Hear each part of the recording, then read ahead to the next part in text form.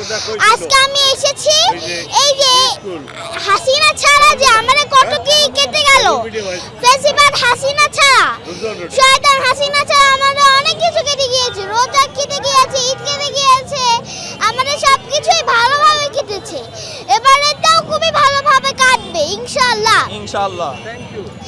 না, আমি এইটুকুই বলবো না, শুধু আমি বলতে চাই এই যে এই গত 16টা বছর যেভাবে আমাদের উপরে অত্যাচার করেছে, যেভাবে আমাদেরকে কষ্ট দিয়েছে, আমরা মন করে কথা বলতে পারিনি, আমরা মন করে উৎসব করতে পারিনি, আমরা কোনো কিছু বলতে পারিনি।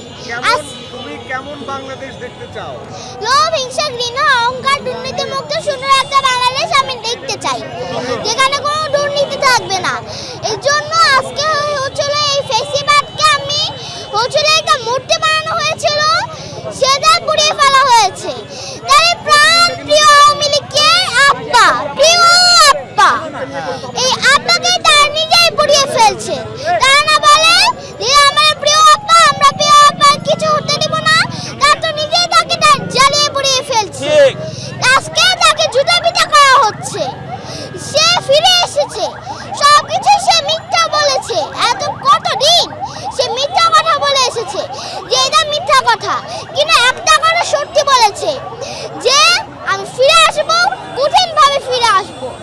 এটাই হচ্ছে তার ভয়ঙ্কর রূপ, কিন্তু এটাই তার আসল রূপ না। সে তার মুখোশ করেছে, বাট কিছুটুকু খুলেনি। সে আরো খেকো, কারণ সে জুলাই আগস্টে আমাদের হাজার হাজার ভাই বোনদেরকে মেরে ফেলেছে সেই জন্য। এবং আমি বলতে চাই এই যে সে ভারতে পালিয়ে গিয়েছে জুলাই আগস্টের মধ্য দিয়ে, সে যেন এইখানে গিয়ে এই আবার হচ্ছে রেকর্ড ফাঁস করে, সেই রেকর্ড ফাঁস করার জন্য বন্ধ করে। সে যেখানে আছে সে সেখানেই থাকুক।